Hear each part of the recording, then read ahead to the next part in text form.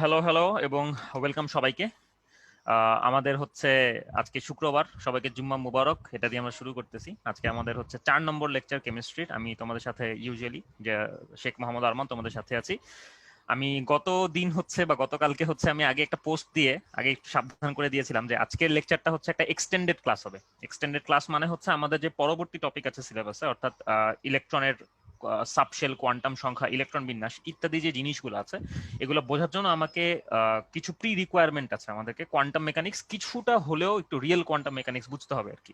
মানে ইউজুয়ালি হচ্ছে আমাদের পপ সায়েন্সে যে কোয়ান্টাম মেকানিক্সটা প্রযোজ্য, বিভিন্ন ধরনের টার্মিনোলজি ব্যবহার করা হয়, quantum tunnelling, quantum superposition, quantum channelling, যে হাবিজাবি বহুত, মানে যে কোনো শব্দের আগে একটা কোয়ান্টাম শব্দ জুড়ে দিয়ে ওই জিনিসটাকে একটু হাইলাইট করা হয়, বোঝানো হয় যে এটা খুবই কঠিন একটা জিনিস। তো আমরা ওই দিকে আসলে যাব না, আমরা আসলে মূল জিনিসটা কি এটা আসলে বোঝার চেষ্টা করব। সো আমাদের এটা একটু মানতে হবে যে মডার্ন কোয়ান্টাম মেকানিক্স যেটা, বা মডার্ন সায়েন্স, এই বা যে কোনো সায়েন্সই আসলে এটার বেস হচ্ছে আসলে ম্যাথমেটিক্স বা গণিত। সো বেসিক্যালি আইডিয়াটা যেটা হচ্ছে, আজকে আমাদের পুরো ক্লাস থাকবে হচ্ছে ম্যাথমেটিক্স বেসড। এই জন্য আমি কিছু প্রি ম্যাটেরিয়াল দিয়ে দিয়েছিলাম তোমাদেরকে, যে ক্যালকুলাসের আমি চমক ভাই একটা প্লেলিস্ট দিয়েছিলাম তোমাদেরকে। সো তোমরা ওটা অনেকেই দেখেছো, অনেকের কাছে নতুন, কিন্তু জিনিসগুলো অনেক সহজ আর কি। সো আশা করি তোমরা ওই জিনিসগুলো দেখেছো এবং আজকের ক্লাসটা খুবই ইন্টারেস্টিং হবে যদি তোমরা একটু মনোযোগ দাও, কারণ আজকের ক্লাসটা ইন্টারেস্টিং, সাথে সাথে খুবই ডিপ আলোচনা করব আমরা।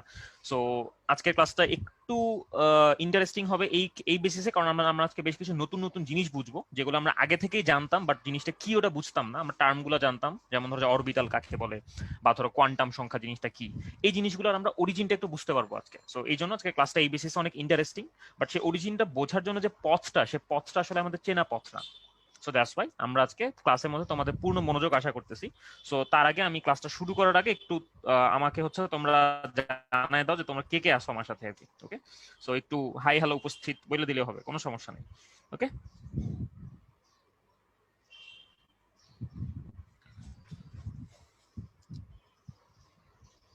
বলে দিলেও হবে, কোনো সমস্যা নেই। আচ্ছা, নাহিয়ান ভাই, আসসালামু আলাইকুম।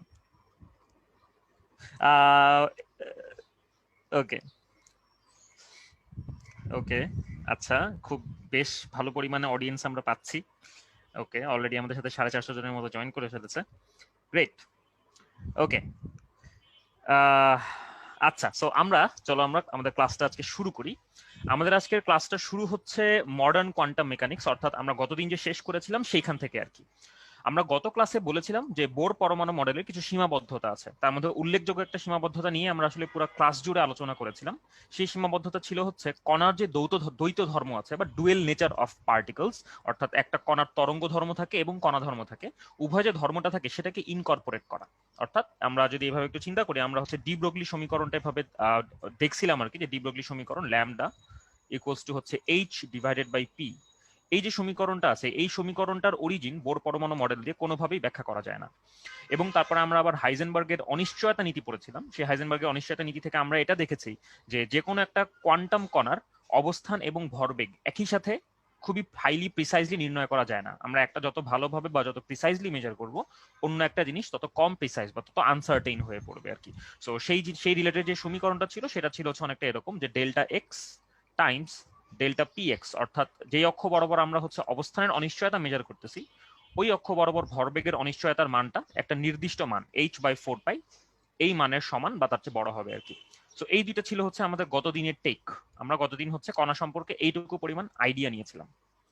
সো এখান থেকে আমরা আসলে বুঝেই যাচ্ছি যে আসলে আমাদের মডার্ন ওয়ার্ল্ড সম্পর্কে বা মডার্ন অ্যাটমিক সিস্টেম সম্পর্কে আমাদের যেই ধারণাটা থাকা দরকার ছিল বোর পরমাণু মডেল সেটা সাপ্লাই করে না। যার কারণে এই মানুষটা, দ্য সেভিয়ার, উনি হচ্ছে আমাদের হেল্প করতে চলে আসলেন। Brilliant scientist ever ever existent in the history. তো উনার নাম হচ্ছে আরউইন শ্রডিঙ্গার। ওকে, উনার নাম হচ্ছে আরউইন শ্রডিঙ্গার, এবং উনার থেকে যে বিখ্যাত সেই শ্রডিঙ্গারের তরঙ্গ সমীকরণটা আসছে। উনি হচ্ছে একজন অস্ট্রিয়ান ফিজিসিস্ট, আরউইন শ্রডিঙ্গার, এবং উনি হচ্ছে বেসিক্যালি আমার একটা মজার বিষয় আছে, উনি হচ্ছে আমার ইন্সপিরেশন। ওকে, তোমরা দেখতে পাচ্ছ এখন ভিডিও যেহেতু অন আছে, তোমরা দেখতে পাচ্ছ যে আমি একটা গোল চশমা পরে আছি এবং সেই চশমার ফ্রেমিং এবং সেই চশমার সাইজ বেসিক্যালি আমার উনার থেকে inspired. Okay, so that's why ইনি হচ্ছে আমার লাইফে খুব বড় একটা ইম্প্যাক্ট ফেলছেন। আমার যখনই মনে হয় যে আচ্ছা science is getting very easy, তখনই আমি হচ্ছে উনার চেহারাটা দেখি আর কি। উনার চেহারাটা দেখলে আমার মনে হয় যে না, আমাকে আর একটু পড়াশোনা করতে হবে আসলে। সো এই আসলে মূল কাহিনী আর কি। তো আজকে ক্লাস জুড়ে আমরা যেটা করবো, আমরা হচ্ছে আরউইন শ্রোডিঙ্গারের যেই ইকুয়েশনটা আছে, শ্রোডিঙ্গারের তরঙ্গ সমীকরণ, সেই ইকুয়েশনের পেছনের মোটিভেশন, সেই ইকুয়েশনের পেছনের মেকানিক্সটা কি, সেটা আমরা একটু বর্ণনা করার চেষ্টা করব। ওকে, সো এখন আমরা হচ্ছে শুরু করি প্রথমে। আরউইন শ্রোডিঙ্গার আমাদের পরমাণুকে কিভাবে দেখছেন বা মডার্ন কোয়ান্টাম মেকানিক্স কিভাবে অরিজিনেট করছেন। সো মডার্ন কোয়ান্টাম মেকানিক্স বা আধুনিক যে কোয়ান্টাম তত্ত্ব আছে, সেই আধুনিক কোয়ান্টাম তত্ত্বের পুরো মূল বিষয়টা হচ্ছে তরঙ্গ বলবিদ্যার উপরে প্রতিষ্ঠিত। ওকে, পুরো বিষয়টা তরঙ্গ বলবিদ্যার উপরে প্রতিষ্ঠিত, তরঙ্গ বলবিদ্যা।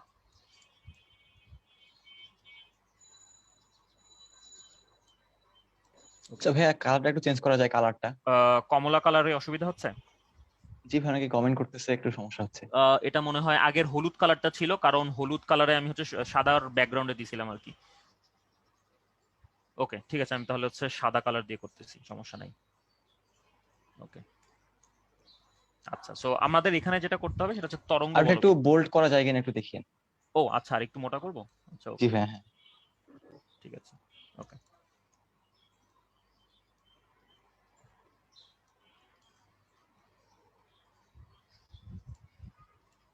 ওকে, তরঙ্গ বলবিদ্যা বা ওয়েভ মেকানিক্স, আমাদের আজকের পড়াশোনার বিষয় হচ্ছে এটা, ওয়েভ মেকানিক্স। ঠিক আছে, সো তরঙ্গ বলবিদ্যা এটা আমাদের একটু বুঝতে হইলে আমাদের একটু প্রথমে সাধারণ একটা সমীকরণ দিয়ে আমাদের একটু চিন্তা করতে হবে। মনে করি যে আমরা হচ্ছে একটা সাধারণ সমীকরণ নিয়ে একটু চিন্তা করি। সেই সাধারণ সমীকরণটা মনে করেন একটা এরকম, যে x square minus 4 equals to হচ্ছে 0। এটা একটা সমীকরণ, রাইট? একটা সমীকরণ যেখানে একটা আননোন আছে, সেটা হচ্ছে এক্স।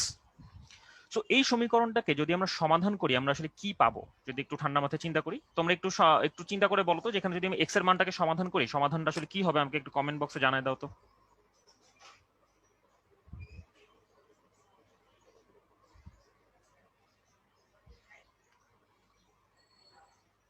নাহলে আরেকটা কাজ করা যেতে পারে, আমি হচ্ছে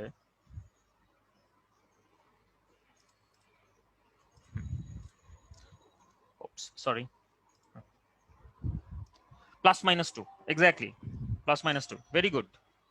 সো যেটা হচ্ছে ঘটনা, যে এখানে হচ্ছে আমি যদি এই সমীকরণটাকে সমাধান করার চেষ্টা করি, এই সমীকরণটাকে যদি আমরা সমাধান করি, সমাধান করলে আমরা পাবো x equals to plus minus 2। Sadiq আমাকে বললো লেখা ঠিক আছে কিনা, লেখা স্পষ্ট?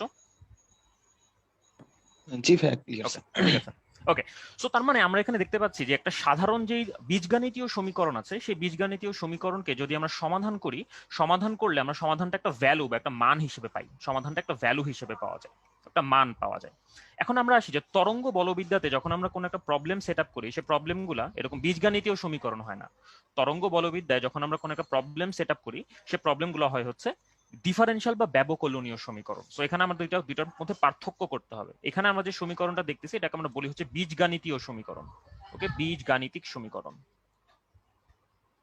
বীজগাণিতিক সমীকরণ। বাট যখন আমরা তরঙ্গ বলবিদ্যা করি, তরঙ্গ বলবিদ্যা আমরা যে সমীকরণগুলো পাই, সেগুলো হচ্ছে ব্যবকলনীয় সমীকরণ বা ডিফারেনশিয়াল ইকুয়েশন। সেই জিনিসগুলো কিরকম সেটা আমরা একটু দেখার চেষ্টা করি। খুবই সাধারণ মানের আমি একটা ডিফারেনশিয়াল ইকুয়েশন লিখতেছি।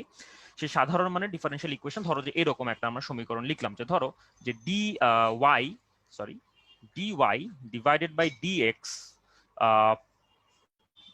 ইকুয়ালস হচ্ছে 0। ওকে, সো এটা একটা ডিফারেনশিয়াল ইকুয়েশন। কেন এটাকে আমরা একটা ডিফারেনশিয়াল ইকুয়েশন বলতেছি? কারণ এই ইকুয়েশনের মধ্যে একটা ডিফারেনশিয়াল বা একটা ব্যবকলনীয় আছে। ওকে, সো এখানে একটা ব্যবকলন মান আছে, একটা ব্যবকলন বা ডিফারেনশিয়াল আছে এখানে। সো দ্যাটস ওয়াই আমরা এই সমীকরণটাকে বলবো একটা ডিফারেনশিয়াল বা ব্যবকলনীয় সমীকরণ। সো এই যে ওভারঅল পুরো জিনিসটা আমরা দেখতেছি, এই ওভারঅল পুরো জিনিসটাকে আমরা বলবো একটা ব্যবকলনীয় সমীকরণ। ওকে, বা ডিফারেনশিয়াল ইকুয়েশন, ব্যবকলনীয় সমীকরণ, ব্যবকলনীয় সমীকরণ। ওকে, তো এখন আমি যদি বলি যে আচ্ছা এইটাকে আমি যদি সমাধান করি, তখন আমার কি পাওয়া যাবে? অর্থাৎ আমি এখান থেকে y এর মানটা বের করতে চাই। ঠিক আছে, সো খুবই সিম্পল, y এর মানটা আমি যদি বের করতে চাই, আমি এখানে দুই পাশে ইন্টিগ্রেশন করব। আর যদি আমি ইন্টিগ্রেশন করি, আমি আর ইন্টিগ্রেশনটা দেখালাম না, ইন্টিগ্রেশন করলে আমরা এখানে পাবো y ইকুয়ালস টু হচ্ছে x প্লাস একটা ধ্রুবক constant, y equals to x plus c। So এটা হচ্ছে আমার সমাধানটা। ওকে, অর্থাৎ আমি যদি একটা ব্যবকলনীয় সমীকরণকে সমাধান করি, এটা হচ্ছে আমাদের ব্যবকলনীয় সমীকরণের সমাধানটা। একটা ব্যবকলনীয় সমীকরণকে সমাধান করলে আমরা কিন্তু কোনো ভ্যালু পাচ্ছি না, খেয়াল করে, এটা কিন্তু কোনো ভ্যালু না, রাইট? এটা ভ্যারিয়েবল ওয়ালা একটা জিনিস, সো এটাকে আমরা বলি হচ্ছে একটা ফাংশন বা একটা নর্মাল ফাংশন, যেটাই আর কি, ফাংশনের বাংলা তো আর জানি না আমি। ওকে, সো তার মানে ঘটনা যেটা হলো যে একটা বীজগাণিতীয় সমীকরণ, এদেরকে যদি আমরা সমাধান করি, এদেরকে সমাধান করলে আমরা একটা ভ্যালু পাই, আর একটা ব্যবকলনীয় সমীকরণকে যদি আমরা সমাধান করি আমরা একটা ফাংশন পাই। ওকে, এই ফাংশনটার মধ্যে কিন্তু একটা আননোন ধ্রুবক থাকে, একটা এই যে একটা আননোন ধ্রুবক থাকে, যেটা হচ্ছে আমরা সি দ্বারা এটাকে প্রকাশ করছি, যে একটা আননোন ধ্রুবক, এটাকে আমরা বলি হচ্ছে আরবিটারি ধ্রুবক। ওকে, এটাকে আমরা বলি হচ্ছে আরবিট্রারি ধ্রুবক।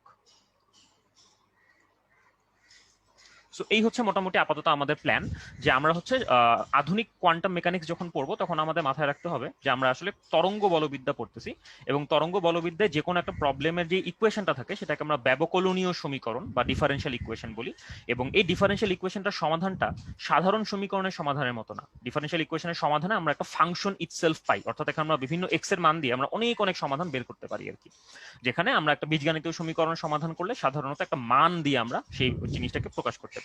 সো এই হচ্ছে প্রধানত দুইটার পার্থক্য। তাহলে এখানে ঘটনা হচ্ছে এখানে তরঙ্গ কেন আসতেছে, এখানে তরঙ্গ কথাটা কেন আসতেছে সেটা তোমরা ফিজিক্স থেকে জেনে থাকবা। তোমরা যখন ফিজিক্সে তোমরা যখন পর্যাবৃত্ত গতি চ্যাপ্টারটা পড়ছো তখন তোমরা দেখছো যে কোনো একটা বস্তু পর্যাবৃত্ত গতিকে বর্ণনা করার জন্য আমরা একটা ব্যবকলনীয় সমীকরণ ব্যবহার করি। তো ওই কনসেপ্ট থেকে আসলে নামটা তরঙ্গ বলবিদ্যা বা ওয়েভ মেকানিক্স নামটা চলে আসছে আসলে। তো আশা করি এই পর্যন্ত হচ্ছে আমি মোটামুটি খুব ইজিলি খুব ভালো মতোই ক্লিয়ার করতে পারলাম যে তরঙ্গ বলবিদ্যার আসলে মূল পয়েন্টটা কি। তরঙ্গ বলবিদ্যার মূল পয়েন্ট হচ্ছে ভাইয়া যে এখানে একটা ব্যবকলনীয় সমীকরণ থাকে প্রবলেম হিসেবে, এবং সেই ব্যবকলনীয় সমীকরণকে যদি আমরা সমাধান করি তাহলে আমরা পুরো সিস্টেমটাকে সমাধান করলাম, এবং সেই সমাধানটা কোনো ভ্যালু হিসেবে না আসে, আসলে একটা ফাংশন হিসেবে আসে, যে ফাংশনের মধ্যে আমরা বিভিন্ন মান ইনপুট দিয়ে দিয়ে আমরা বিভিন্ন আউটপুট পেতে পারি। ওকে, সো এই গেল হচ্ছে আমাদের মোটামুটি এইখানকার মূল যে বিষয়টা, সেই মূল বিষয়টা আমরা এখান থেকে দেখে ফেলতেছি। এখন আমরা চলে যাব যে তরঙ্গ বলবিদ্যা ব্যবহার করে আমরা আসলে কিভাবে শ্রোডিঙ্গার তরঙ্গ সমীকরণে যেতে পারি। ওকে, সো তার আগে হচ্ছে আমরা একটু শ্রোডিঙ্গার তরঙ্গ সমীকরণটা একটু আমরা লেখার চেষ্টা করি। ওকে, সো আমরা এখন মডার্ন কোয়ান্টাম মেকানিক্সের যে ফান্ডামেন্টাল সমীকরণ আছে অনেকটা নিউটনের সূত্রের মতো, নিউটনের সূত্র যেমন ক্লাসিক্যাল কোয়ান্টাম ক্লাসিক্যাল মেকানিক্সের একদম মানে বেস যেটা, অর্থাৎ F is equal to m a যেটাকে আমরা বলি হচ্ছে, সো ঠিক তেমনই মডার্ন কোয়ান্টাম মেকানিক্সে একটা ফান্ডামেন্টাল ইকুয়েশন আছে, একটা ফান্ডামেন্টাল সমীকরণ আছে, সেটাকে আমরা বলি হচ্ছে শ্রোডিঙ্গারের তরঙ্গ সমীকরণ বা শ্রোডিঙ্গারস ওয়েভ ইকুয়েশন। ওকে, শ্রোডিঙ্গারস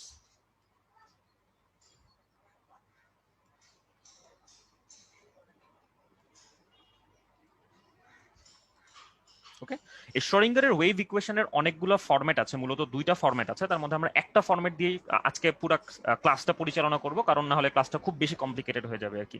সো আমরা শ্রোডিঙ্গারের তরঙ্গ সমীকরণে যে ফরম্যাটটা লিখবো সেই ফরম্যাটটা হচ্ছে অনেকটা এরকম, এইচ সাই ইকুয়ালস টু ই সাই।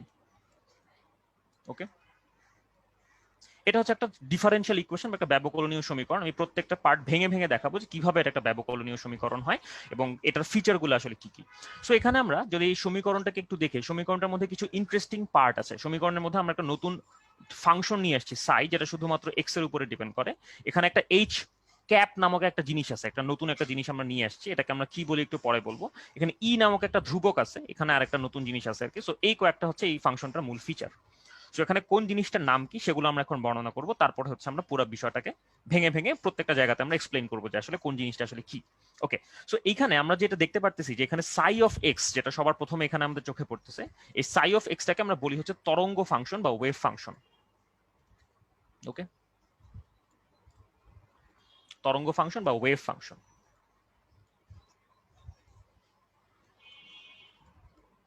ঠিক আছে, সো এই তরঙ্গ ফাংশন হচ্ছে এমন একটা জিনিস যেটা হচ্ছে মডার্ন কোয়ান্টাম মেকানিক্সে যে কোনো একটা বস্তুর স্টেট বা অবস্থা বর্ণনা করার জন্য ব্যবহৃত হয়। যেমন ধর আমি যদি বলি একটা নিউক্লিয়াস আছে, সেই নিউক্লিয়াসের চারপাশে একটা ইলেকট্রন মুভ করতেছে, যে কোনো চারপাশে যে কোনো একটা ইলেকট্রন মুভ করতেছে মনে করো, তাহলে এই ইলেকট্রনটার গতি প্রকৃতি বর্ণনা করার জন্য একটা সাই আমাদের বর্ণনা করতে হবে, একটা তরঙ্গ ফাংশন আমাকে বর্ণনা করতে হবে। আবার মনে করো আমরা এরকম মনে করলাম যে দুইটা পরমাণু একটা বন্ধনে আবদ্ধ, যে বন্ধনটা হচ্ছে স্প্রিং এর মতো কাঁপতেছে। ওকে, স্প্রিং এর মতো কাঁপতেছে। আমি আশা করি বুঝতে পারলাম, এটা স্প্রিং এর মতো আর কি কাঁপতেছে এভাবে, রাইট, ভাইব্রেট করতেছে। তাহলে এই যে সিস্টেমটা যে ভাইব্রেট বা কম্পনরত অবস্থায় আছে, এই কম্পনরত অবস্থায় এটা যে মোশন বা এটা যে গতি প্রকৃতি, সেটাকে বর্ণনা করার জন্য একটা সাই আমাদের লাগবে আর কি। তো সেই সাইটা সেট আপ করে হচ্ছে শ্রোডিঙ্গারের তরঙ্গ সমীকরণ। কিভাবে সেট আপ করে সেগুলো আমরা আস্তে ধীরে আর কি দেখবো, এবং আমরা একটা পূর্ণ সমাধান করব যে কিভাবে জিনিসটা আসতেছে। বাট এটা হচ্ছে আমাদের মূল আইডিয়া, যে শ্রোডিঙ্গারের তরঙ্গ সমীকরণ কোয়ান্টাম মেকানিক্সের প্রত্যেকটা প্রবলেমকে একটা করে তরঙ্গ সমীকরণ দিয়ে প্রকাশ করে, এবং সেই তরঙ্গ সমীকরণের যে সমাধানটা, সেই সমাধানটাকে আমরা বলি হচ্ছে তরঙ্গ ফাংশন।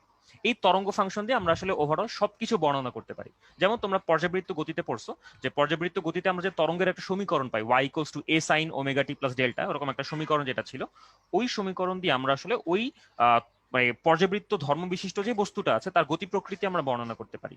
ঠিক তেমনি শ্রোডিঙ্গারের তরঙ্গ সমীকরণের মধ্যে আমরা যদি সাই এর মানটা জেনে যাই বা সাই এর ফাংশনটা আমরা যদি সলভ করতে পারি, তাহলে আমরা ওই যে কোয়ান্টাম কণার আমরা শ্রোডিঙ্গারের তরঙ্গ সমীকরণটা বর্ণনা করলাম, সেটার আমরা সব কিছু জেনে যেতে পারবো। তো এটা হচ্ছে এখানকার মূল পয়েন্ট, যেটা এটা হচ্ছে তরঙ্গ ফাংশন। তারপরে আসি এখানে এখানে আমরা যে এইচ রুফ যেটা আছে, এই এইচ রুফ জিনিসটার একটা ইন্টারেস্টিং পার্ট, এটাকে আমরা বলি একটা অপারেটর। ওকে, এটাকে বলি আমরা একটা অপারেটর। এই অপারেটর জিনিসটাকে, এটাতে আমরা একটু পরে আসতেছি। এখানে ই যে জিনিসটা আছে, এই ই জিনিসটাকে আমরা হচ্ছে একটা নাম দিই, এটাকে আমরা বলছি আইজেন ফাংশন। ওকে, এটাকে আমরা বলছি আইজেন ফাংশন, যদি এটা অরিজিনাল উচ্চারণ হচ্ছে eigen, sorry eigen function, eigen value, eigen value বা আইজেন ভ্যালু। যদিও এটার অরিজিনাল উচ্চারণ হচ্ছে আইগেন ভ্যালু, বাট আমাদের বইয়ের মধ্যে এটাকে লেখা হয় আইজেন ভ্যালু হিসাবে।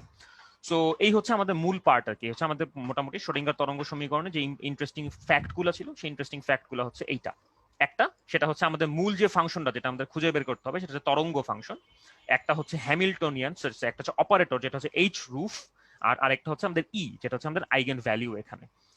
সো এই হচ্ছে আমাদের শ্রোডিঙ্গার তরঙ্গ সমীকরণের মূল উপাদান সমূহ। আমরা এখনো কোনো কিছু ব্যাখ্যা করি নাই। সো আমি আগে তোমাদের প্রশ্ন দেখার আগে আমি হচ্ছে তোমাদেরকে এটুকু আশ্বাস দিয়ে নেই যে আমরা এখনো কোনো কিছু ব্যাখ্যা করা শুরু করি নাই। আমরা এখন একটা একটা করে জিনিস, প্রত্যেকটা জিনিস ব্যাখ্যা করব, ব্যাখ্যা করে একটা প্রবলেম আমরা ওভারঅল সলভ করার চেষ্টা করব। ওকে, সো এই হচ্ছে মোটামুটি শ্রোডিঙ্গারের তরঙ্গ সমীকরণ, যার তিনটা অংশ আছে। আমি আবারও বলতেছি ভাইয়া তোমাদেরকে, একটা হচ্ছে আমাদের তরঙ্গ ফাংশন, যেটা আমাদের সমাধানটা। এই তরঙ্গ ফাংশনটার সাথে একটা অপারেটর থাকে, এবং সমাধান করলে আমরা একটা আইগেন ভ্যালু বা আইজেন ভ্যালু আমরা পাই। এই ক্ষেত্রে আমাদের আইজেন ভ্যালুটা হচ্ছে ই। ওকে, এই ই মানে কি, এটা আমরা আসলে বুঝাবো। ওকে, সো এখন আমরা শুরু করি হচ্ছে তরঙ্গ ফাংশন দিয়ে, ওয়েভ ফাংশন দিয়ে আমরা শুরু করি। এখন থেকে আমরা বোঝা শুরু করবো। ওকে, এখন থেকে আচ্ছা আমরা ভাইয়া, বোঝা লেখাগুলা সামান্য একটু বড় করলে ভালো হয়, মানে অনেকে ফোনে দেখতেছে তো, একটু আরো বড় বড়, করলে ভালো হয়। যথেষ্ট বড় আছে, আরো মানে বড়। আপনি লেখা একটু বড় করে লিখবেন, তাহলেই হবে। ওকে, আচ্ছা। জি হ্যাঁ।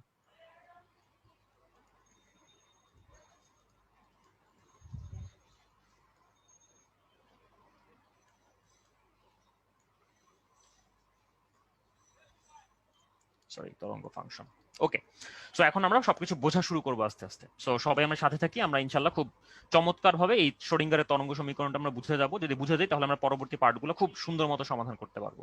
ওকে, সো তরঙ্গ ফাংশনের মধ্যে আসি আমরা। তরঙ্গ ফাংশন যে জিনিসটা, এটা আসলে কি? তরঙ্গ ফাংশন হচ্ছে একটা ফাংশন। যেমন আমরা একটা ব্যবকলনীয় সমীকরণ একটু আগে সমাধান করলাম, যে dy by dx equals to 0, এটাকে যদি আমরা সমাধান করি তাহলে আমরা y equals to x plus c পাই। তার মানে আমরা এখানে একটা ফাংশন পাইলাম, রাইট? এখানে আমরা একটা ফাংশন পাইলাম। তাহলে এখানে আমরা যে ফাংশনটা যেটা পাইলাম, এই ফাংশনটাই হচ্ছে অনেকটা এইখানে তরঙ্গ ফাংশনের মতো কাজ করতেছে। অর্থাৎ তরঙ্গ ফাংশন হচ্ছে একটা ফাংশন। ওকে, তরঙ্গ ফাংশন সাই, এটা হচ্ছে একটা ফাংশন। সো তরঙ্গ ফাংশন সাই, এটা হচ্ছে একটা ফাংশন। এই জিনিসটা আসলে দুইটা ভ্যারিয়েবল বা দুইটা চলকের উপরে ডিপেন্ড করে। খেয়াল করো, যেমন আমরা যদি এখানে দেখি, এখানে ওয়াই যে ফাংশনটা আছে, এই ওয়াই ফাংশনটা হচ্ছে এক্স এর উপরে শুধুমাত্র ডিপেন্ড করে। সি একটা ধ্রুবক এখানে, তাই শুধুমাত্র এক্স এর উপরে ডিপেন্ড করে। এই তরঙ্গ ফাংশন জেনারেলি অবস্থান এবং সময়ের উপরে নির্ভর করে। আমরা শুধুমাত্র এখানে অবস্থানের রেসপেক্টে আমরা এটাকে বর্ণনা করব। তার মানে আমরা বলবো যেখানে যে তরঙ্গ ফাংশন যে জিনিসটা আছে, এটা হচ্ছে শুধুমাত্র পজিশন বা অবস্থানের উপরে ডিপেন্ড করে, অর্থাৎ এক্স ওয়াই জেড এই তিনটা চলকের উপর সে ডিপেন্ড করে। তার মানে আমি যদি একটু তোমাদেরকে অ্যানালজি দিয়ে বোঝানোর চেষ্টা করি, মনে করো যে এটা হচ্ছে আমার 3 ডিমেনশনাল কোঅর্ডিনেট সিস্টেম।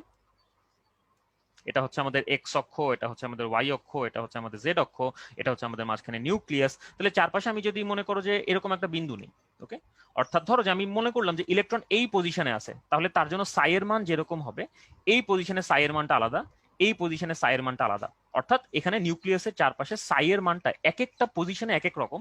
এটাকেই আসলে আমরা এরকম একটা ফাংশন দিয়ে প্রকাশ করছি। ওকে, সো এই ফাংশনটার বৈশিষ্ট্য কি? আমি আগে বলে রাখছি যে আমাদের শ্রোডিঙ্গার তরঙ্গ সমীকরণ সমাধান করলে যে সাইটা পাওয়া যায়, এই সাইটা হচ্ছে আমাদের কমপ্লিট পিকচার। যে কোনো একটা কোয়ান্টাম কণার যদি আমরা যে কোনো কিছু বর্ণনা দিতে চাই তাহলে আমাদেরকে সাইটা জানতে হবে। তো সাইটাই আমরা আসলে খুঁজে বের করবো আলটিমেটলি, বা সাই হচ্ছে আমাদের পজিশনের উপরে ডিপেন্ড করে, এটাই আমরা মাত্র বুঝাইলাম আর কি। তো এখন আমরা আসি যে সাইয়ের বৈশিষ্ট্য আসলে কি কি, অর্থাৎ এই সাই জিনিসটা কোন কোন জিনিসের উপরে ডিপেন্ড করে, বা এটার বৈশিষ্ট্যগুলো কি বা ক্যারেক্টারিস্টিক্স গুলো কি কি। সাইয়ের প্রথম ক্যারেক্টারিস্টিক্স হচ্ছে এই সাইটা হচ্ছে একটা চলমান ফাংশন। ওকে, চলমান ফাংশন। এই কথাটার অর্থটা কি? চলমান ফাংশন মানে কি ভাইয়া? চলমান ফাংশন মানে হচ্ছে সাই এর মানটা হচ্ছে এমন যাতে করে আমি একটা ফাইনাইট রেঞ্জ যদি নেই, মনে করো যে এটা আমি এক্স অক্ষ বললাম, ওকে, এটা হচ্ছে মনে করো আমার সাই এর অক্ষ, যেটা অর্থাৎ সাই মনে করো এক্স এর উপরে ডিপেন্ড করে, তাহলে এই সাই এর মানটা চলমান হতে হবে কোনো একটা নির্দিষ্ট রেঞ্জের মধ্যে। ওকে, যেমন ধরো যে আমি যদি একটা নির্দিষ্ট রেঞ্জ বলি এ থেকে বি, তাহলে এই সাই এর মানটা এরকম হইতে পারবে। ওকে, এই সাই এর মানটা এরকম হইতে পারবে। খেয়াল করো প্রত্যেকটা পয়েন্টে সাই এর কোনো নির্দিষ্ট মান আছে, বাট সাই এর মানটা এরকম হইতে পারবে না। ওকে, যেমন ধরো যে আমি যদি বলি যে এটা হচ্ছে আমার এক্স অক্ষ, এটা হচ্ছে আমার সাই এর অক্ষ যেটা, তাহলে মনে করো আমি কোন একটা জায়গাতে সাই পাইলাম এরকম। ওকে, এই জিনিসটা কোনোভাবেই ওয়েভ ফাংশন হইতে পারবে না। এটা অন্য কোনো ফাংশন হইতে পারবে, কিন্তু এটা ওয়েভ ফাংশন বা তরঙ্গ ফাংশন হইতে পারবে না। কারণ এই যে পয়েন্টটা আমরা দেখতেছি, এই পয়েন্টে সাই এর মানটা হচ্ছে বিচ্ছিন্ন। এই পয়েন্টে সাই এর মানটা হচ্ছে বিচ্ছিন্ন, এবং কোয়ান্টাম মেকানিক্সে যে কোনো কোয়ান্টাম পার্টিকুলার সাই বিচ্ছিন্ন হইতে পারবে না। এই পয়েন্টে এই সাই এর মানটা হচ্ছে বিচ্ছিন্ন। ওকে, এই সাই এর মানটা এখানে বিচ্ছিন্ন, এই সাই এর মানটা এরকম হইতে পারবে না। সাইকে হইতে হবে অবশ্যই একটা চলমান ফাংশন। সো সাই এর প্রথম বৈশিষ্ট্য হলো সাই একটা চলমান ফাংশন। ওকে, আমরা দ্বিতীয় পয়েন্টে আসি।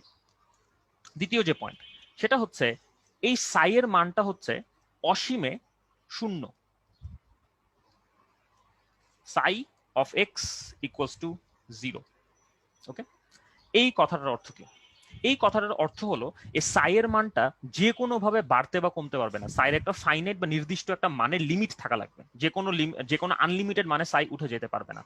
এটার অর্থ হচ্ছে অনেকটা এরকম, যেমন ধরো যে আমি যদি এরকম একটা সাই বলি যে এটা হচ্ছে আমার মনে করো এক্স অক্ষ, এটা হচ্ছে আমার সাই। ওকে, সো এখানে সাই এর বৈশিষ্ট্য হচ্ছে যে যদি আমি এক্স এর মান বাড়াই তাহলে আলটিমেটলি সাই এর মান মনে করো এভাবে চেঞ্জ হয়। মনে করো সাই এর মান প্রথমে বাড়লো, বেড়ে এরকম করে কমে গেল, এটা হতে পারে, এটা একটা অ্যাকসেপ্টেবল ফাংশন। বাট যদি এরকম কোনো ঘটনা ঘটে, মনে করো যে আমরা এভাবে বললাম এটা হচ্ছে এক্স, এটা হচ্ছে সাই অফ এক্স। ওকে, সাই এর মানটা হচ্ছে আমাদের এইভাবে চেঞ্জ হলো। মনে করো যে এক্স এর মান বাড়ার সাথে সাথে সাই এর মানটা হচ্ছে এইভাবে বাড়তে থাকে, অর্থাৎ এক্স এর মান যখন ইনফিনিটির দিকে যাচ্ছে সাই এর মানও অসীমের দিকে যাচ্ছে। এই জিনিসটা হইতে পারবে না, সাই এর ইনডেফিনিট কোনো মান হইতে পারবে না। তার মানে আমরা এখানে বলবো যে এখানে সাই এর মান হচ্ছে ইনডেফিনিট, এটা হইতে পারবে না। এখানে সাই এর মান হচ্ছে ইনডেফিনিট, এটা হইতে পারবে না।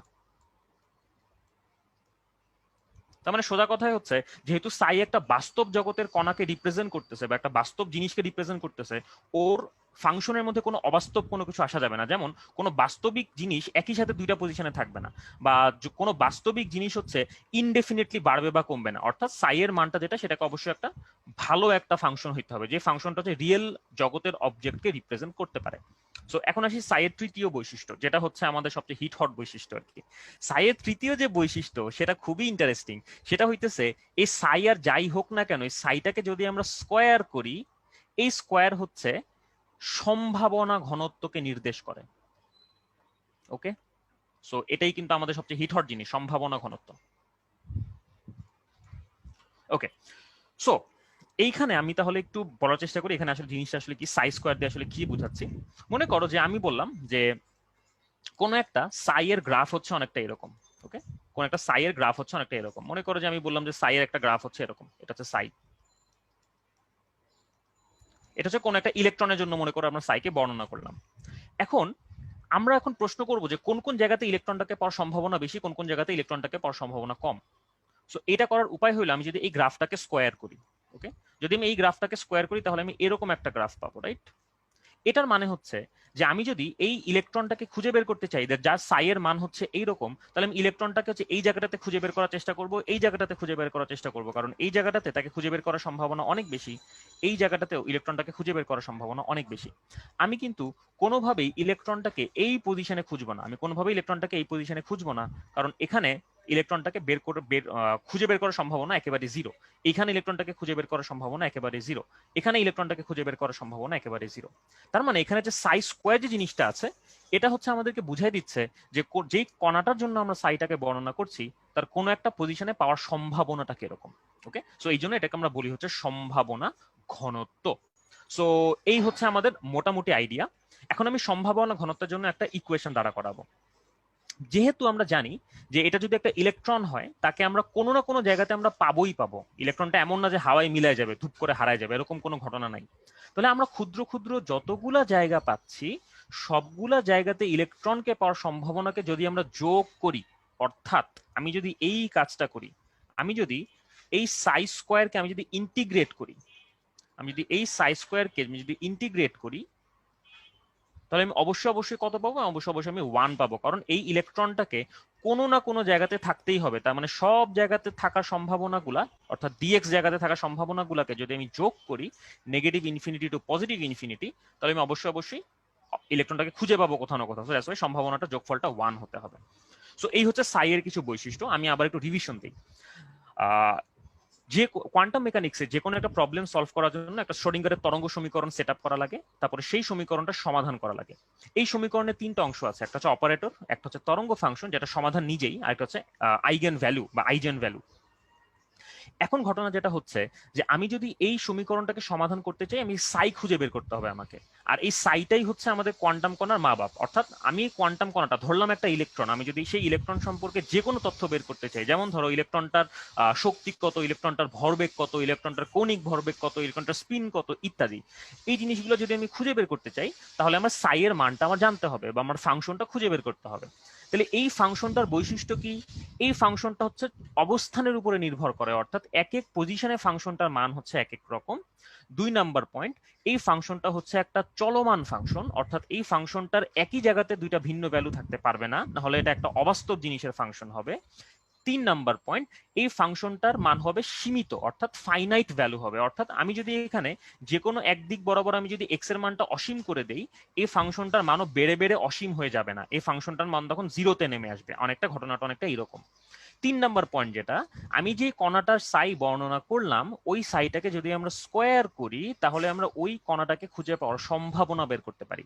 আর যেহেতু কণাটা কোথাও না কোথাও সবসময় অবস্থান করতেছে, তাহলে আমি যে মানে হোল স্পেস ইন্টিগ্রাল যেটাকে বলে, অর্থাৎ নেগেটিভ ইনফিনিটি থেকে আমি যদি পজিটিভ ইনফিনিটি পর্যন্ত প্রত্যেকটা জায়গার সম্ভাবনাকে আমি যদি ইন্টিগ্রেট করি, তাহলে আমি অবশ্যই 1 পাবো। তো আশা করি আমি সাই এর বৈশিষ্ট্যটা আমি বুঝাইতে পারলাম। এটা কিন্তু স্টোরির আমাদের প্রথম পার্ট, সো এখনই কিন্তু আমরা কমপ্লিট পিকচার পাই নাই। আমি আশা করি সাই এর বৈশিষ্ট্যটা বুঝাইতে পারছি। এই সাই কিভাবে নির্ণয় করে এটাতে আমি একটু পরে আসতেছি। ওকে, সো তোমরা যদি একটু বুঝে থাকো তাহলে আমাকে একটু কমেন্ট বক্সে জানায় দাও।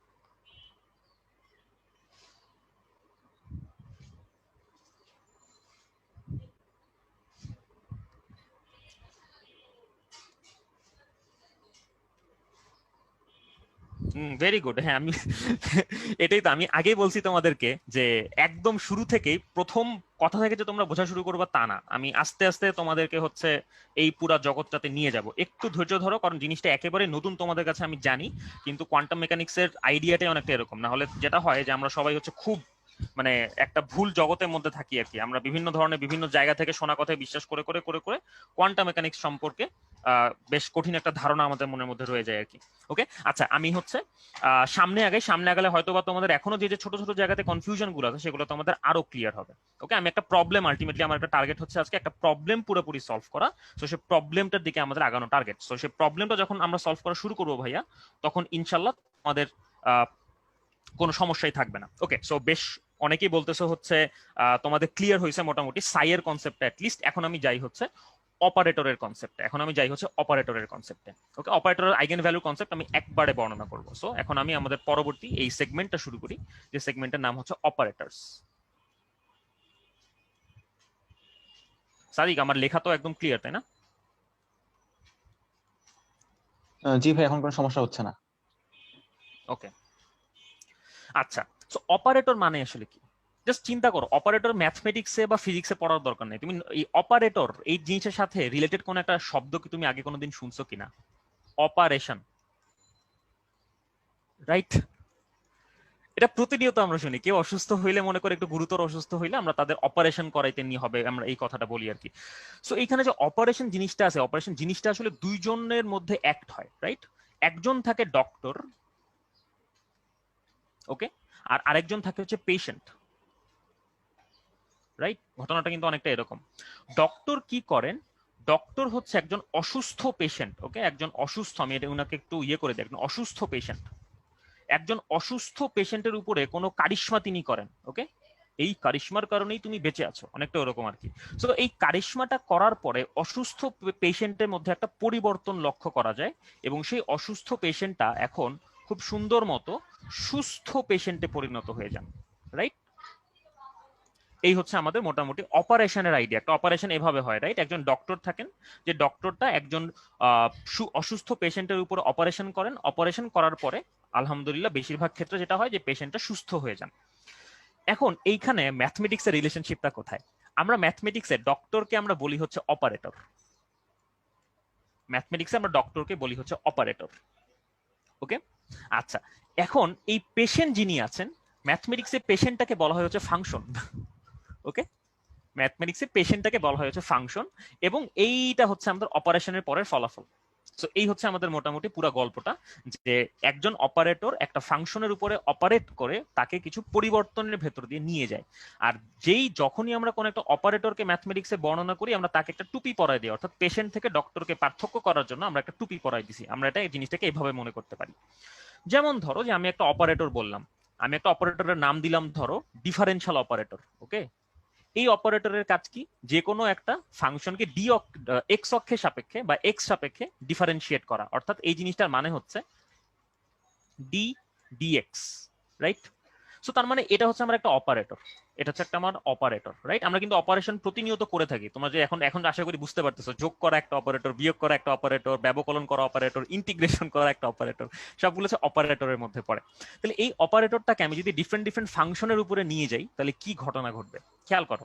এই অপারেশনটাকে আমি হচ্ছে এক্স স্কোয়ারের উপরে চালনা করলাম, তাহলে কি হবে? এবং এই অপারেটরটাকে আমি হচ্ছে এক্স কিউবের উপরে চালনা করলাম, তাহলে কি হবে? তোমরা একটু কমেন্ট বক্সে আমাকে জানায় দাও তো, যদি আমরা এই একই অপারেটরকে এক্স স্কোয়ার এবং এক্স কিউব দুইজনের উপরেই আমরা চালনা করি, তাহলে কি হবে?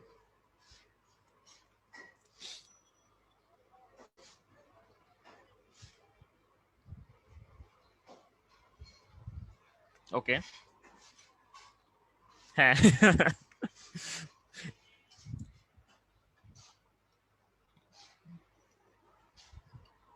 এক্স্যাক্টলি, ওটা বাবা চাইনিজ নাম লেখা লোকটা, হ্যাঁ, ফারহান, ভেরি গুড, কবির, ভেরি গুড, ওকে। সো আমি যদি ডিডিএক্স অপারেটরটা আমি এক্স স্কোয়ারের উপরে চালনা করি, তাহলে আমার অ্যান্সার হবে 2x, এটার উপরে চালনা করলে আমার অ্যান্সার হবে হচ্ছে 3x স্কোয়ার্ড। সো তার মানে আমরা এখানে দেখতে পাচ্ছি যে একটা অপারেটর একটা ফাংশনের উপরে যখন কাজ করতেছে, তখন সেই ফাংশনটার মধ্যে কিছু পরিবর্তন হয়, রাইট? এখন ডিফারেন্ট ডিফারেন্ট ফাংশনের মধ্যে ডিফারেন্ট ডিফারেন্ট টাইপের পরিবর্তন হয়। সো এটা কিন্তু আমাদের মাথায় রাখতে হবে যে একই অপারেশন আমি ডিফারেন্ট পেশেন্টের উপর চালনা করতে পারবো না, কারণ সবার উপরে সেই অপারেশনের ইম্প্যাক্টটা সেম হবে না। এখন আমি এটাকে একটু ম্যাথমেটিক্যালি একটু ফর্মাল ওয়েতে বর্ণনা করি। আমি এখানে কিছু ফাংশন ডিফাইন করব, মনে করো ওয়াই, এটা হচ্ছে আমাদের ফাংশনটা, আর এটা হচ্ছে আমার একটা অপারেটর, অপারেটরটা মনে করো হচ্ছে ডিডিএক্স অপারেটর, ওকে। এই ডিডিএক্স অপারেটরটাকে আমরা বিভিন্ন ফাংশনের উপরে অ্যাপ্লাই করব। মনে করো আমরা মাত্র যেটা করলাম, আমরা হচ্ছে এক্স স্কোয়ার, এটা একটা ফাংশনের উপর আমরা ডিডিএক্স অ্যাপ্লাই করলাম। অ্যাপ্লাই করার পরে আমাদের ফলাফলটা কি হয় আমরা এখানে একটু লিখি। ফলাফলটা হয় হচ্ছে 2x। আমরা যদি এখানে এক্স কিউবের উপর এটা অ্যাপ্লাই করি, ফলাফলটা হয় হচ্ছে 3x squared.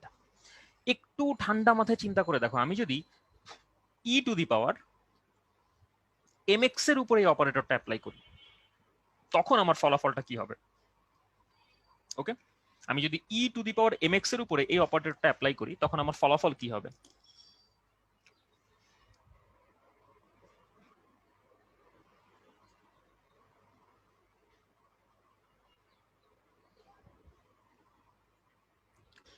E to the power mx এর উপর যদি আমি অ্যাপ্লাই করি, exactly m into E to the power mx, m into E to the power mx, very great, very good, okay. m into E to the power mx, আমার interest হচ্ছে এই জায়গাতে। খেয়াল করো, এই অপারেটরের আন্ডারে সব ফাংশন না, কিন্তু এক্স স্কোয়ার না, এক্স কিউব না, সব ফাংশন না, এই যে পার্টিকুলার একটা ফাংশন আছে ই টু দি পাওয়ার mx, এই ফাংশনটা হচ্ছে এমন একটা ফাংশন যার উপরে এই অপারেটরটা অপারেট করলে আমি ওই ফাংশনটাই ব্যাক পাই। অর্থাৎ আমি লিখতে পারি যে d dx of y equals to হচ্ছে এম ইন্টু ওয়াই। একটু খেয়াল করে দেখো, আমি যদি এই লাইনটাকে তোমাদের একটু বুঝায় লেখার চেষ্টা করি, d dx of e to the power m x সমান সমান হচ্ছে m into e to the power m x. আমি আশা করি বুঝাতে পারলাম যে ঘটনাটা আসলে কি ঘটলো। তো এখানে মজার বিষয়টা যেটা হচ্ছে, কিছু কিছু ফাংশন আছে যেগুলা কোনো একটা অপারেটরের উপরে চালনা করলে আমরা ওই ফাংশনটাই ব্যাক পাই, টাইমস একটা ধ্রুবক আসে, একটা কনস্ট্যান্ট আসে, রাইট? সো এই যে জিনিসটা আমরা পাইলাম যেটা, অর্থাৎ যে আমরা কোনো একটা ফাংশনের উপরে একটা অপারেটর দিয়ে অপারেট করলাম, অপারেট করার পর আমরা ওই ফাংশনটাই ব্যাক পাইলাম, সাথে একটা ধ্রুবক গুণ হইলো, রাইট? এই ফাংশন গুলাকে আমরা বলি হচ্ছে আইজেন ফাংশন, আইগেন ফাংশন। ওকে, এই ফাংশন গুলাকে আমরা বলি হচ্ছে আইজেন ফাংশন, এবং এখানে যে ধ্রুবক গুলো আমরা পাইলাম এদেরকে আমরা বলি হচ্ছে আইজেন ভ্যালিউ। তার মানে আমি আশা করি শ্রোডিঙ্গার তরঙ্গ সমীকরণে যে তিনটা মেজর পার্ট ছিল, অপারেটর কাকে বলে, আইগেন ফাংশন কাকে বলে এবং আইগেন ভ্যালু কাকে বলে, এই জিনিসগুলো আমরা মোটামুটি খুব ভালো মতো বুঝতে পারছি, রাইট? সো আমাদের আপাতত শ্রোডিঙ্গার তরঙ্গ সমীকরণটা যে লিখছি আমরা, লেখার মধ্যে যা যা ইয়ে ছিল এখানে, যা যা কম্পোনেন্ট ছিল এখানে, সেগুলো আশা করি আমরা বুঝতে পারছি।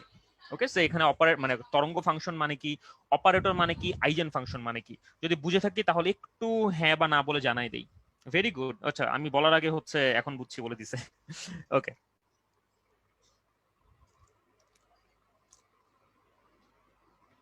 ওকে, ভেরি গুড। ওকে, আমি আবার একবার তোমাদেরকে দেখাই দিচ্ছি। কোয়ান্টাম মেকানিক্সে যে কোনো একটা কোয়ান্টাম কণার যদি আমাদের প্রবলেমটা সলভ করতে হয়, অর্থাৎ কোয়ান্টাম কণার স্টেট বা অবস্থা আমাদেরকে বর্ণনা করতে হয়, তখন আমাদেরকে একটা সমীকরণ সমাধান করতে হয়। সেই সমীকরণটাকে বলা হয় শ্রোডিঙ্গারের তরঙ্গ সমীকরণ। সেই শ্রোডিঙ্গারের তরঙ্গ সমীকরণটা আমরা ফরম্যাটটা এখানে দেখাই দিলাম যে এইচ সাই ইকুয়ালস টু ই সাই। এখানে এইচ রুফ যেটা, অর্থাৎ টুপি পর্ণ যেটা, এটাকে আমরা বলি একটা অপারেটর। কোয়ান্টাম মেকানিক্সের প্রত্যেকটা ক্ষেত্রে একটা করে অপারেটর থাকে। এটা যার উপরে কাজ করতেছে তাকে বলা হয় তরঙ্গ ফাংশন, এবং আমরা এখানে যা পাইলাম ই, এটা হচ্ছে একটা আইগেন ভ্যালু। সো এখন ওয়েভ ফাংশন কাকে বলে? তরঙ্গ ফাংশন হচ্ছে কোয়ান্টাম মেকানিক্সের প্রাণ। অর্থাৎ যে কোনো একটা কোয়ান্টাম মেকানিক্সের প্রবলেম যদি আমরা সলভ করি, আমরা তার তরঙ্গ ফাংশনটাই খুঁজে বের করি। এটাই আমরা বুঝাই আর কি, যে সলভ করা মানে তরঙ্গ ফাংশন খুঁজে বের করা। এই তরঙ্গ ফাংশন অবস্থানের উপরে ডিপেন্ড করে, এবং এই তরঙ্গ ফাংশন একটা চলমান ফাংশন, অর্থাৎ এর মান একই জায়গাতে দুইটা ভিন্ন ভিন্ন মান হইতে পারে না। এই মানটা হচ্ছে ফাইনাইট, অর্থাৎ সুষম, অর্থাৎ অসীমে গেলে এই মানটা অসীমে যাবে না, এই মানটা একটা জিরোতে নেমে আসবে আর কি। এবং যেহেতু এটা একটা কোনো একটা রিয়েল পার্টিকেলকে বর্ণনা করতেছে, সো তাকে যে কোনো জায়গাতে খুঁজে পাওয়ার সম্ভাবনার যোগফল হবে হচ্ছে 1। অর্থাৎ সাই স্কোয়ারে যদি আমি ইন্টিগ্রেশন করি মাইনাস ইনফিনিটি থেকে পজিটিভ ইনফিনিটি পর্যন্ত, তাহলে আমি 1 পাবো। এরপর আমরা বুঝাইলাম যে অপারেটর আসলে কাকে বলে। অপারেটর হচ্ছে এমন একটা জিনিস যেটা কোনো একটা ফাংশনের উপরে কাজ করে তাকে পরিবর্তিত করে। সো কিছু কিছু অপারেটর এমন আছে যেগুলো কোনো একটা পার্টিকুলার ফাংশনের উপরে কাজ করলে ওই ফাংশনটাই ব্যাক পাওয়া যায়, সাথে একটা গুণ হয় কোনো একটা কিছু। তো যেই জিনিসটা গুণ হয় তাকে আমরা বলি হচ্ছে আইগেন ভ্যালিউ। সো এই গেল হচ্ছে মোটামুটি আমাদের কনস্ট্রাকশন, যে আমরা কি কি দেখলাম কোয়ান্টাম মেকানিক্সের বোঝার জন্য আমাদের কি কি লাগে আর কি। সো এখন আমরা একটা রিয়েল কোয়ান্টাম মেকানিক্সের প্রবলেম আমরা সলভ করব। সেই রিয়েল কোয়ান্টাম মেকানিক্সের প্রবলেম সলভ করে গেলে আমাদের আসলে যা যা প্রবলেম ছিল সবই মোটামুটি আমরা আজকে মানে হজম করে ফেলতে পারবো আর কি। ওকে, সো আমরা একটা প্রবলেম সেট আপ করি। আমরা আজকে একটা প্রবলেম সেট আপ করবো, সেই প্রবলেমটা আমরা লিটারালি সলভ করবো ইউজিং কোয়ান্টাম মেকানিক্স, মানে ম্যাথমেটিক্যাল টুল আমরা যেগুলো শিখলাম এখন পর্যন্ত, সেই টুলগুলো ব্যবহার করে আমরা এটাকে পুরাপুরি সলভ করবো। এটাকে আমরা খুব সুন্দর মতো সলভ করে ফেলবো। ওকে, সো চলো আমরা হচ্ছে এখন সেই প্রবলেমটার দিকে আগাই। সেই প্রবলেমটার নাম কি, প্রথমে আমরা সেই প্রবলেমটা সেট আপ করি। সেই প্রবলেমটা সেট আপ করে আমরা হচ্ছে সেই জিনিসটা সমাধান করি। ওকে, সো প্রবলেমটার নাম হচ্ছে পার্টিকল ইন এ বক্স। ওকে, সেই বক্সটা হচ্ছে 1 ডিমেনশনাল, কারণ আমরা কমপ্লিকেশন এড়াইতে চাই। আমি প্রবলেমটা প্রথমে সেট আপ করি। সেট আপ করলে তোমরা হয়তো বুঝবা যে এখানে আসলে আমরা কি নিয়ে কথা বলতেছি। অনেকটা এরকম মনে করো যে একটা সুতা আছে, এই সুতার উপরে কোন একটা পিঁপড়াকে আমরা আটকায় রাখছি। অর্থাৎ এই পিঁপড়াটা হচ্ছে একটা কোয়ান্টাম মেকানিক্সের পিঁপড়া, এটা একটা পিঁপড়া। ওকে, এই পিঁপড়া একটা কোয়ান্টাম মেকানিক্সের পিঁপড়া, ঠিক আছে? সেই পিঁপড়াটাকে আমরা কিভাবে আটকালাম? আমরা এনশিওর করলাম যে এই পিঁপড়াটা একটা নির্দিষ্ট দৈর্ঘ্যের বাইরে সে যেতে পারবে না, অর্থাৎ এখানে একটা বিশাল বড় একটা দেওয়াল, এবং সে এই দেওয়ালে চড়তে পারবে না। ওকে, সো এইখানে যে পিঁপড়াটা আছে, এই পিঁপড়াটা হচ্ছে একটা একটা লাইনের মধ্যে আটকানো। আমরা এই লাইনটাকে একটা বক্স নামে ডাকতেছি আর কি। সো এই লাইনটার দৈর্ঘ্য মনে করো এল, অর্থাৎ এখানে আমি যদি এক্স অক্ষ বলি এটাকে, তাহলে এই লাইনটা হচ্ছে 0 থেকে এল পর্যন্ত বিস্তৃত। এই লাইনের বাইরে পিঁপড়াটা যাইতে পারবে না। কেন যেতে পারবে না, এখন আমরা এটাকে কোয়ান্টাম মেকানিক্যালি বর্ণনা করার চেষ্টা করি। সো এটার জন্য আমি এখন পিঁপড়া টিপড়া সবকিছু মুছে দিই, আমি ছবিটাকে একটু মাঝখানে আঁকি, কারণ আমাদের এখন পুরো প্রবলেমটা সেট আপ করতে হবে। সো মনে করো যে একটা লাইন আছে, এই লাইনের মধ্যে 0 থেকে l, এটা হচ্ছে একটা x, এটা হচ্ছে x ইজ ইকুয়াল টু 0, এটা হচ্ছে x is equal to l। এই 0 থেকে l এর মধ্যে কোনো একটা পার্টিকেল বা কোনো একটা কণা আমরা আটকায় রাখছি। কিভাবে আটকায় রাখছি এটা হচ্ছে আমাদের একটু বুঝতে হবে। আসলে আটকে রাখার মেথডটা হচ্ছে যে এই লাইনটার ভিতরে যেই কণাটা আছে সেই কণাটার বিভব শক্তির মান হচ্ছে 0। ওকে, এবং এই লাইনটাকে টাচ করা মাত্র তার বিভব শক্তির মান হয়ে যায় হচ্ছে অসীম, অর্থাৎ এর বাইরে এসে যাইতেই পারবে না আসলে, এর বাইরে এসে যাইতেই পারবে না আসলে। ওকে, এই হচ্ছে মোটামুটি আমাদের সেটআপটা, এই হচ্ছে মোটামুটি আমাদের সেটআপটা। তার মানে আমি যদি এখানে যে কণাটা বলি, কণাটা অবশ্যই 0 থেকে l দৈর্ঘ্যের মধ্যে আটকানো থাকবে, সে এর বাইরে কোনোভাবেই যাইতে পারবে না, কারণ এর বাইরে গেলেই তার মানটা, তার বিভব শক্তির মানটা অসীম হয়ে যাচ্ছে। সো এই হচ্ছে আমাদের সেটআপটা। তার মানে একটা এল দৈর্ঘ্যের একটা সুতার মধ্যে তুমি মনে করতে পারো কোন একটা ইলেকট্রন আটকায় আছে, এই এল দৈর্ঘ্যের বাইরে সে যাইতে কোনোভাবেই পারবে না। তো এই ইলেকট্রনটার জন্য আমরা সমাধান করতে চাই, আমরা শ্রোডিঙ্গারের তরঙ্গ সমীকরণের মাধ্যমে এই এলটাকে আমরা সমাধান করতে চাই। ওকে, সো আমাদের প্রবলেমটা সেটআপটা আমরা বুঝছি কিনা এটা একটু আমরা কমেন্ট সেকশনে একটু জানাই দেই তো।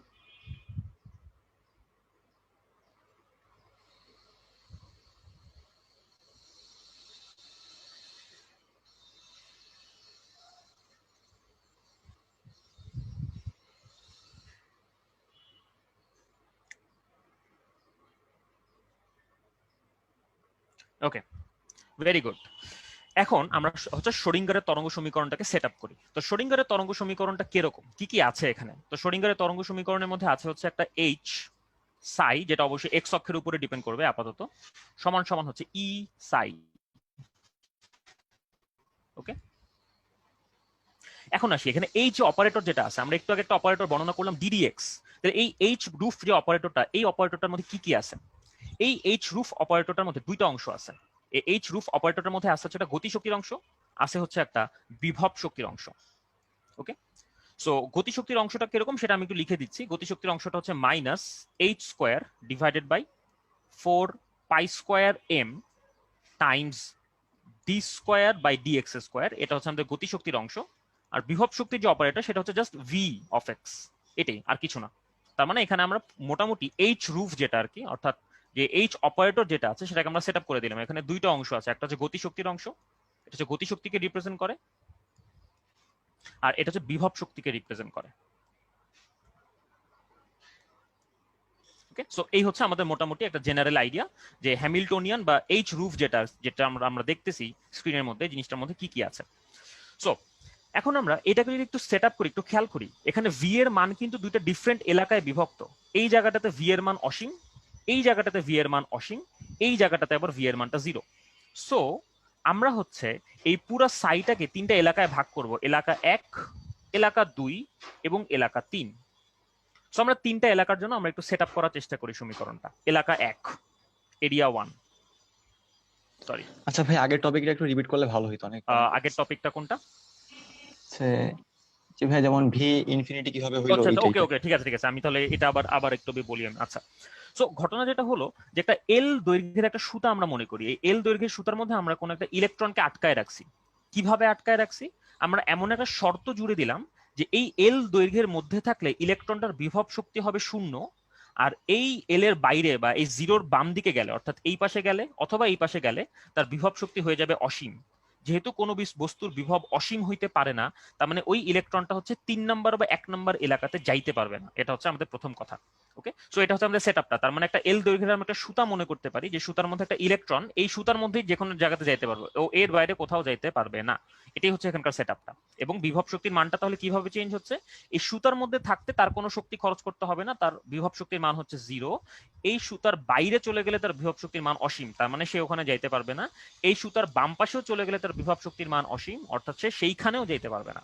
ওকে, সো এখন আমরা হ্যামিল্টনিয়ানটা একটু দেখে নিই। যে হ্যামিল্টনিয়ান যেটা আমরা দেখলাম এইচ রুফ যেটা, এখানে আসলে দুইটা অংশ আছে, একটা হচ্ছে গতিশক্তির অংশ, একটা হচ্ছে বিভব শক্তির অংশ। তো যে গতিশক্তির যে অংশটা আছে, গতিশক্তির অংশটাকে অপারেটর দিয়ে আমরা এভাবে দেখাইলাম যে জিনিসটা আসলে কিরকম দেখতে, এবং বিভব শক্তির অংশটা হচ্ছে জাস্ট ভি দিয়ে একটা গুণ করা। তো এখানে ভি এর মানটা কোনটা কোথায় আমরা জানি, ভি এর মানটা হচ্ছে লেস দেন 0-তে অসীম, 0-তে সরি 0 থেকে এল এর মধ্যে হচ্ছে 0, আর এল এর চেয়ে বড় হইলে অসীম। তো এই হচ্ছে মোটামুটি আমাদের আইডিয়া। এখন আসি এরিয়া 1 এ আমরা মনে করি যে আমাদের যেই শ্রোডিঙ্গারের তরঙ্গ সমীকরণ আছে সেটাকে আমরা এভাবে প্রকাশ করলাম, psi1 equals to E psi1। ওকে, তো এখানে ঘটনা যেটা আছে সেটা হচ্ছে যেহেতু আমরা জানি যে এই কণাটা 1 নাম্বার এলাকাতে কোনোভাবেই থাকতে পারবে না, তার মানে অবভিয়াসলি এখানে 1 নাম্বার এলাকাতে সাই এর মান হইতে হবে হচ্ছে 0, কারণ 1 নাম্বার এলাকাতে ইলেকট্রন থাকতে পারবে না, ইলেকট্রন থাকার সম্ভাবনা 0, এর মানে হচ্ছে সাই স্কোয়ারের মানও 0, অর্থাৎ সম্ভাবনাটা 0। আমরা যদি একটু দেখাই যে ইলেকট্রন থাকার সম্ভাবনা হচ্ছে 1 নাম্বার এলাকায় 0। ওকে, এখন আসি psi3 এরিয়া 3।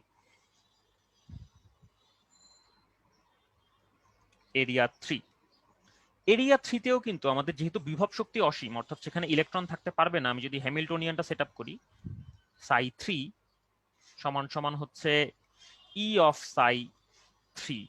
যেহেতু এখানেও ইলেকট্রন থাকতে পারবে না, তাহলে এখানে আমাদের psi3 ইকুয়ালস টু হবে হচ্ছে 0, অর্থাৎ এখানেও আমাদের ইলেকট্রন থাকার সম্ভাবনা 0, 3 নম্বর এলাকাতে কোনো ইলেকট্রন থাকতে পারবে না।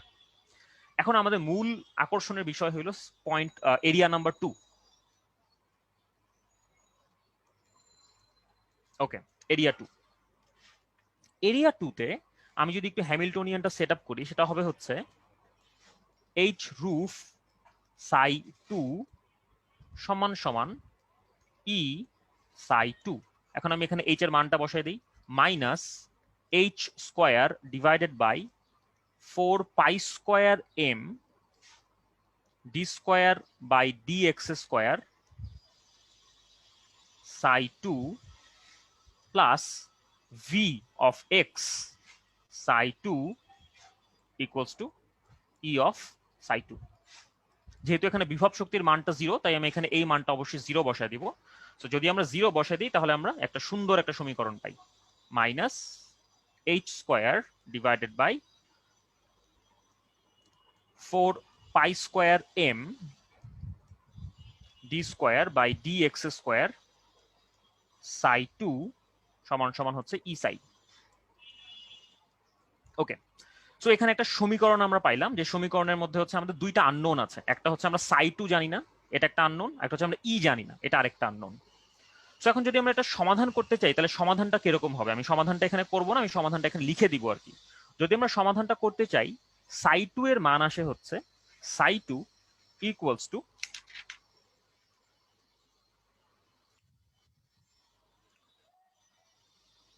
a cos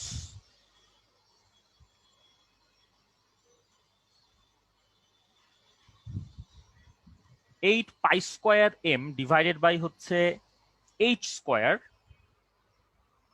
x root over, right, plus b sine root over 8 pi square m divided by h square x।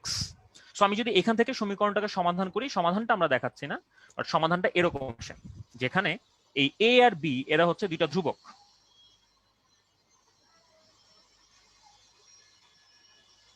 Okay, so আমি তাহলে আবার একটু এলাকা নাম্বার 2টা বলি। এলাকা নাম্বার 2 এ আমরা প্রথমে শ্রোডিঙ্গার তরঙ্গ সমীকরণ সেট আপ করলাম। এই তরঙ্গ সমীকরণের মধ্যে আমরা হচ্ছে সমাধান করলাম, সমাধান করার পর আমরা দুইটা আরবিটারি কনস্ট্যান্ট সহ অর্থাৎ এ এবং বি সহ আমরা একটা কমপ্লিট পিকচার পাইলাম। এখন আমাদের ফাইনাল শোডাউন শুরু। সো এই পর্যন্ত যদি একটু বুঝে থাকি একটু জানাই দিই।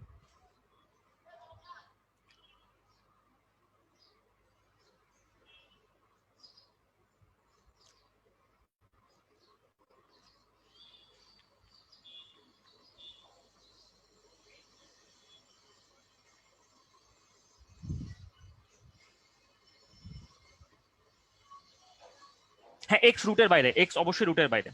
ওকে, আমি এটা সমাধানটা হচ্ছে রিটেন সমাধানটা পোস্ট করে দিব, এটা নিয়ে কোনো প্যারা নিও না। বাট আমি হচ্ছে তোমাদেরকে আবার একটু বলি, খেয়াল করো, এরিয়া 1 এরিয়া 3 এইগুলা নিয়ে আমরা যেভাবে শ্রোডিঙ্গারের তরঙ্গ সমীকরণ সেট আপ করে সাই এর মানটা বের করছি, এক্স্যাক্টলি এভাবেই এরিয়া 2 তেও আমরা এই সমীকরণ থেকে সাই এর মানটা সমাধান করে আমরা এটা পাইছি। ওকে, এক্স্যাক্টলি এইখানে আমরা পাইছি আর কি। ওকে, আচ্ছা আমি আবার একটু তোমাদেরকে দেখাই, দেখো psi2 এরিয়া 2 যেটা, এরিয়া 2 এ আমাদের psi2 খুঁজে বের করতে হবে। তো আমি প্রথমে যেটা করলাম, আমি হচ্ছে এই জিনিসটা, আচ্ছা এখানে একটু ভুল করছি আমি, এখানে 8 হবে, ওকে সরি। ওকে, এইখানে এই যে জিনিসটা আছে, এই জিনিসটা আমি হচ্ছে শ্রোডিঙ্গারের মূল তরঙ্গ সমীকরণ অর্থাৎ এখানে বসায় দিয়ে আমি হচ্ছে এরকম একটা সমীকরণ পাইলাম। এই সমীকরণে ভি এর মানটা 0, কারণ 2 নম্বর এলাকাতে ভি এর মানটা 0 ছিল। যদি আমি ভি এর মানটা 0 বসাই তাহলে আমি হচ্ছে ওভারঅল এরকম একটা সমীকরণ পাই। এই সমীকরণটাকে যদি আমরা সমাধান করি তাহলে সমাধানটা হচ্ছে অনেকটা এরকম আসে। আমরা সমাধানটা ইন ডিটেইলস আমি ক্লাসে যাচ্ছি না। ওকে, সো এইখানে আমাদের যে এ আর বি ধ্রুবকগুলো আছে, এখন আমাদের এদের মানটা বের করতে হবে। তো এদের মানটা কিভাবে বের করা যায় একটু খেয়াল করি। এদের মানটা বের করার জন্য একটু আমরা এই জায়গাটাতে চলে যাই। খেয়াল করো, আমরা বলছিলাম যে সাই এর মানটা হচ্ছে চলমান, অর্থাৎ সাই এর একই জায়গাতে দুইটা ভিন্ন মান থাকতে পারবে না। তার মানে যেহেতু এলাকা একে সাই এর মান হচ্ছে 0, এলাকা 3-এ সাই এর মান হচ্ছে 0, তার মানে এই এলাকা 1 আর 3 অর্থাৎ x ইজ ইকুয়াল টু 0 আর x is equal to l, এই জায়গাগুলোতে সাই 2 এর মানও 0 হইতে হবে। এটা বাদে আর কোনো অপশন নাই আমাদের, কারণ এই এলাকার সাই, এই এলাকার সাই, এই এলাকার সাই সবাই আসলে একটাই সাই, 3টা ভাগে ভাগ করে আমরা লিখছি। তার মানে সাই 1 আর সাই 2 এর মান x ইজ ইকুয়াল টু 0 তে একই হইতে হবে। সাই 3 আর সাই 2 এর মান x is equal to l এ একই রকম হইতে হবে। সো আমি আশা করি এই শর্তটা বুঝাইতে পারলাম যে যেহেতু মানে সাই এর মানটা চলমান হবে, সো তার মানে 1 নম্বর এলাকা এবং 2 নম্বর এলাকা যেখানে মিলতেছে সেই জায়গাটায় সাই এর মানটা আমাদের সেম হইতে হবে। ওকে, সেম হইতে হবে। ওকে ওকে, সো আমাকে এটা একটু তোমরা একটু জানাই দাও যে এটা বুঝছো কিনা, যে 1 নম্বর এলাকার 2 নম্বর এলাকা যেখানে মিলিত হচ্ছে অর্থাৎ সাই 1 এবং সাই 2 এক্স ইজ ইকুয়াল টু 0 তে অবশ্যই তাদের মানটা সমান হইতে হবে এবং সেই মানটা হবে হচ্ছে 0। ওকে, ক্লিয়ার, ভেরি গুড। আচ্ছা, সো তাহলে আমি এখন এই জিনিসটা এখানে বসাই। ঠিক আছে, এই জিনিসটা এখানে বসাই। এখন দেখো মজার কিছু বিষয় আসতেছে। অ্যাট এক্স এর মান যখন 0, সাই 1 আর সাই 2 এর মান হইতে হবে সমান এবং সে মানটা কত হইতে হবে 0। তাহলে আমি যদি এখানে এক্স এর মানটা 0 বসাই, খেয়াল করো cos 0 এটার মান হচ্ছে 1, তার মানে আমি এখানে কি পাচ্ছি খেয়াল করো, সাই 2 সমান সমান হচ্ছে a cos রুট ওভার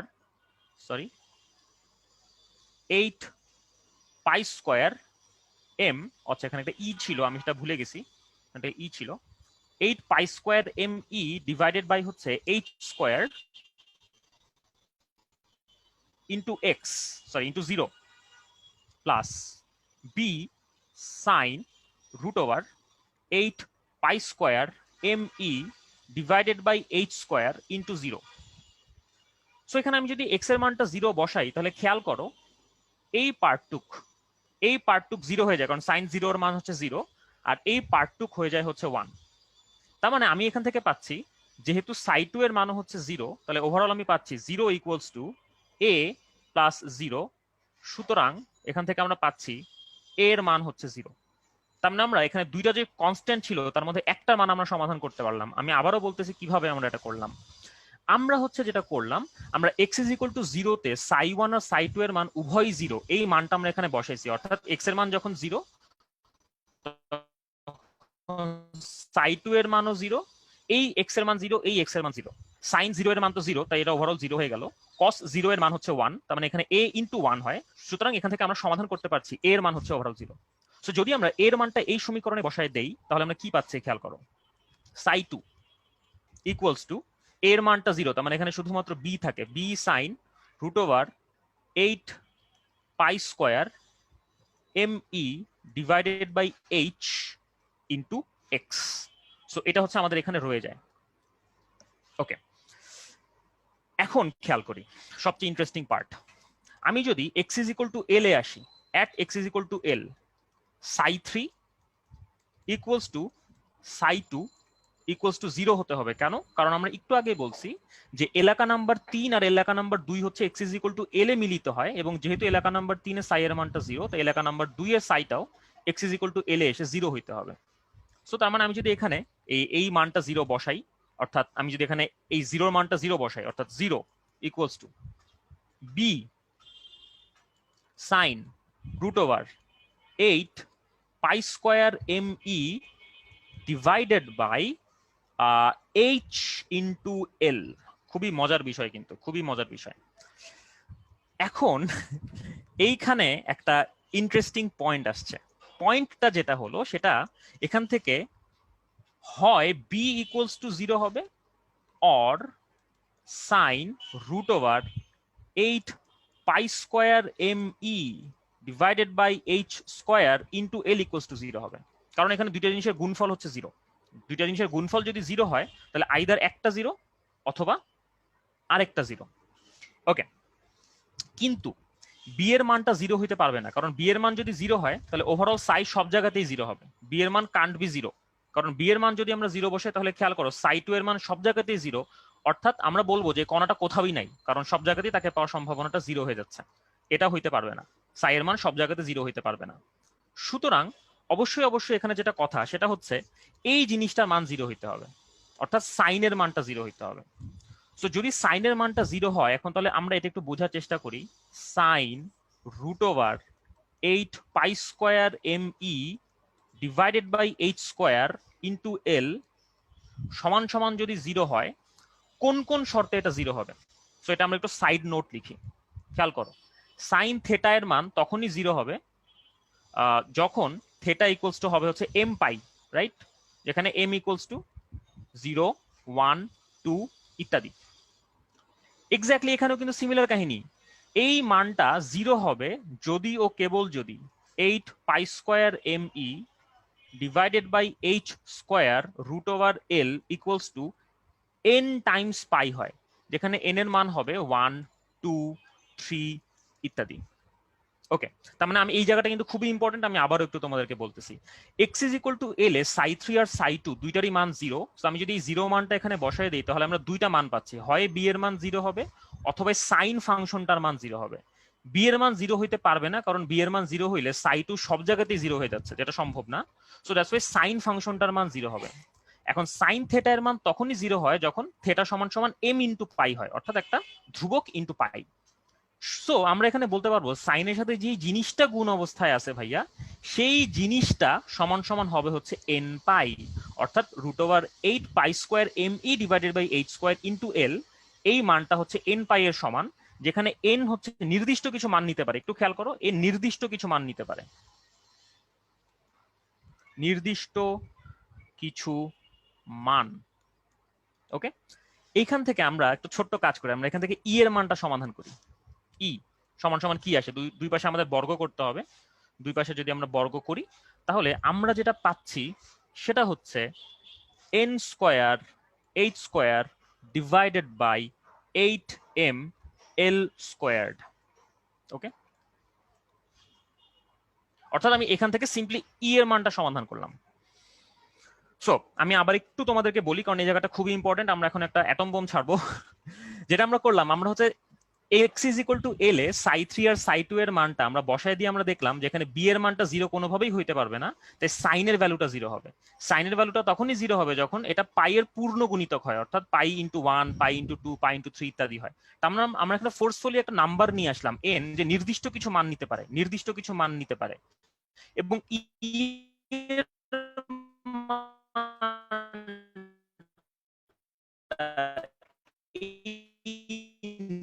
নির্দিষ্ট কিছু মানের উপরে ডিপেন্ডেন্ট। তো এই পর্যন্ত যদি বুঝে থাকি একটু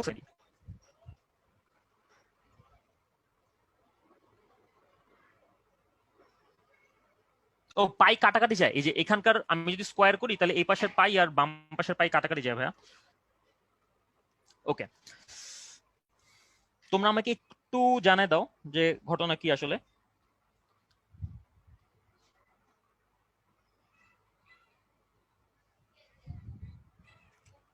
ওরে সাউন্ড প্রবলেম করতেছে ভাইয়া, লাস্ট 1 মিনিট একটু শোনা যায়নি নেট প্রবলেমের আচ্ছা কারণে। ওকে ঠিক আছে, এখন শোনা যাচ্ছে সবার? জি ভাই, এখন ক্লিয়ার। Okay. 1 মিনিট একটু রিপিট করলে হবে। আচ্ছা ঠিক আছে, ওকে আমি আবার তাহলে বলি। তাহলে খেয়াল করো, আমি যদি x ইজ ইকুয়াল টু এল এ আসি, x ইজ ইকুয়াল টু এল এ সাই 3 এবং সাই 2 দুইটার মানই 0। সো আমি যদি দুইটার মানটা 0 বসাই এখানে, তাহলে এখানে আমি x এর মানটা l বসালাম। খেয়াল করে যে x এর মানটা আমি এখানে l বসালাম আর এখানে x এর মান সাই 2 এর মানটা 0। এইটা হবে তখনই, অর্থাৎ দুইটা জিনিসের গুণফল তখনই 0 হয় যখন আইদার একটা 0 হয়, এটা 0 অথবা এটা 0।